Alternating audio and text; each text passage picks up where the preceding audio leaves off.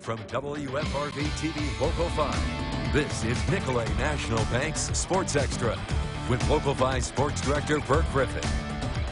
Good evening. Tonight we'll have action from the racetrack and the golf course. Lily Zhao previews the NFL Combine while Ryan Rodig checks in with the Brewers in spring training. But first, we're going to talk some college hoops. Joining me in the studio, head coach of the UW-Oshkosh men's program, Matt Lewis. How you doing, man? Doing well. Thanks for having me on. Less than a year ago, we sat right here with that championship trophy, and I know you can't dwell on the past, but has it finally now sunk in what your program accomplished last year? Probably still no. Honestly. The trophy's sitting in the office still. We're in the process of redoing trophy cases. And so until we get them redone, I just have it sitting there. And it hit me again today. We were in the office, and my wife's sitting next to the trophy, and I was like, yeah, that was pretty incredible last year. Yeah. Obviously, still moving forward. I got to, the way you set that up, I got to steal something from Andy Reid. You had two trophies sitting there in that office. The trophy itself and your new wife. Congratulations. Thank you very much. Yeah, I'm very fortunate. Yeah, let's talk some hoops this season. You got a handful of seniors on the roster. You knew you had some talent coming back. Did things go the way you thought they would? Take second place. We'll talk about the bracket and the WIAC tournament and this weekend and your last home game in a moment. But now that we're at this point, at the end of February, looking ahead toward March, are you proud of what they accomplished? Did they overachieve, underachieve? What do you think? I think we've played really well the last month and a half here.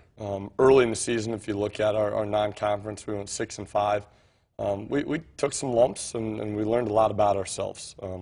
We've played one of the most difficult schedules in the country, and looking back, I'm probably not the best scheduler out there. We played some challenging teams, but we've really found some good basketball the last couple of weeks, so I'm proud of the way we've played here and put ourselves in position come the postseason. And when you do get into this WIAC tournament and people look at those non-conference records, do you think it's strong enough to make it a two-team bid if you can't win the tournament? I hope. It's tough to speculate. There's just so few opportunities at our level. There's 20 at-large bids.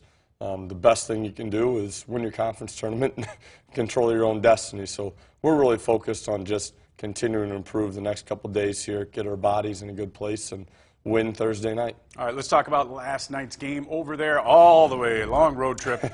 You're darn near in Minnesota. You built a lead in that first half, but River Falls made things interesting and came back.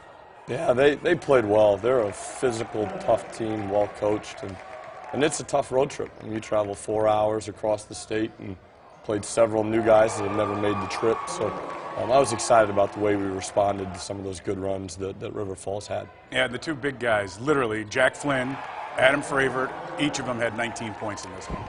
Yeah, those two are special. We wore them down there late in the second half. Jack Flynn was incredible, and Adam had a couple really good responses when they had been playing well. He came out of timeouts and made some big plays. So those two guys are awesome, and I'm excited that we get at least one more week with those guys. Yeah, well, and look, Flynn down low, he's 6'8". The dude is big, and I mean, he is just a load. He'd be a load in Division I if he was there, because he's got a frame on him like no other. Yeah, we are, again, fortunate. He's 6'8", 240-some pounds when he's not in track season. When he's in track season, that number goes way up. Right. But he's an incredible kid, and he just wants to do whatever it takes to win. So, again, thankfully, we've got him for a few more days here at least. Yeah, they would cut into your lead, make it a 5-point game, but then later on down the stretch, it just too much to go. I mean, whether it was Mahoney hitting a shot, Borchert hitting a shot before that, the guys made big plays down the stretch, especially in that final 4 minutes. Yeah, we closed it out really well, took care of the basketball, got great shots, and you mentioned a couple other local guys there with Mahoney and Borchert, and we're definitely excited about their future. And hopefully we can play some really good basketball on Thursday and extend this thing. Yeah, that's the neat thing about it, whether it's Kimberly, whether it's Luxembourg, Casco. You've got guys who are all homegrown, and there's a couple outsiders, we know that, but they've played in this area, so people tend to tune in a little bit more. Yeah, our big thing has always been we want the best local guys that we can get. And if that's an hour away, hour and a half away, whatever it is, Adams, 2 hours away in Marshfield, we want to get the most talented guys we can get from a local standpoint. And we have a lot of them right now. And so it's an exciting thing to watch when you're a local person supporting high school basketball. and then supporting college basketball. And Wednesday night, you faced Whitewater in what was the home season finale, at least during the regular season. Start that one with a bang, too. Flynn, I mean, I loved last year when he flexed the muscles, but, I mean, down, running the lane, and just throwing it down. He's just fun to watch. Jack, we were giving him a hard time on Wednesday. It looked like he was 19 again. Right. He dunked a couple times last year as a junior, but he got a little bit of bounce going again on Wednesday, and so we were giving him a hard time about being young again. I was say he's got the hops back. What, have he been training for? Doing those box jumps or what? Who knows? Yeah, he's played well down the stretch, and he is a big reason why I've been playing well the last 5 games. Look, you put up over 80 in this one. I think it was 86-65 on Wednesday night. Scoring the ball, you guys are number 1 in the conference. Defensively, is that where you maybe want to? This is the time we need to turn it up a little bit more on the other side of the ball. You know your guys can put the ball in the hoop. Yeah, and that's the way we've been the last few years. Is we focused a ton defensively because we know we can score the basketball. Our goal is to play with a ton of pace, and so we do average quite a few points. But it's easier to score when you're not having to inbound the basketball in the other end. So we spend the vast majority of our time on the defensive end, and it has continued to improve by the last few weeks. That's a great point for those who aren't coaches. When you explain that as get the rebound, get out on the break, get in transition, is that what you're referring to? Yeah. We want to finish as many plays as possible. So contest shots, finish plays, and then get out and run.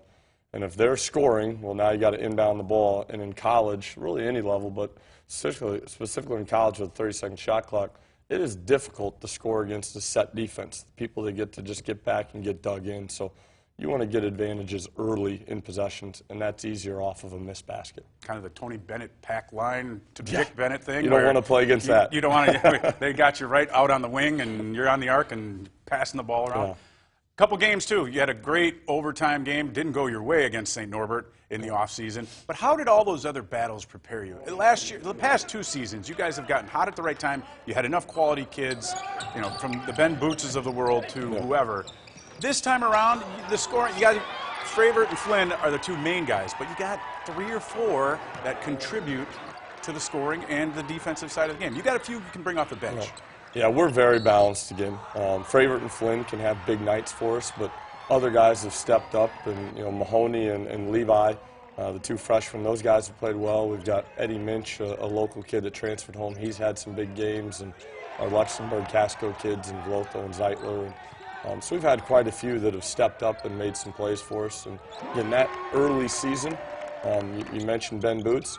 That early non-conference playing tough teams was really good for us because it taught us how to play without the likes of Boots and Brett Witchow that we had last year that did so much for us. So I think our team's learned a lot about ourselves, and again, we're excited that we get to play a few more games here, hopefully. Well, speaking of which, the fruits of your labors earned you a number 2 seed, along with Platteville, who is number 1. 1 game behind them, so you each get a bye.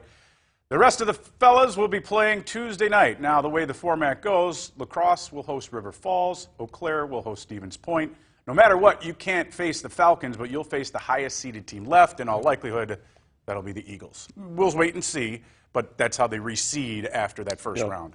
Yeah, we get the best team remaining. Platteville's earned the right to play the lowest seed.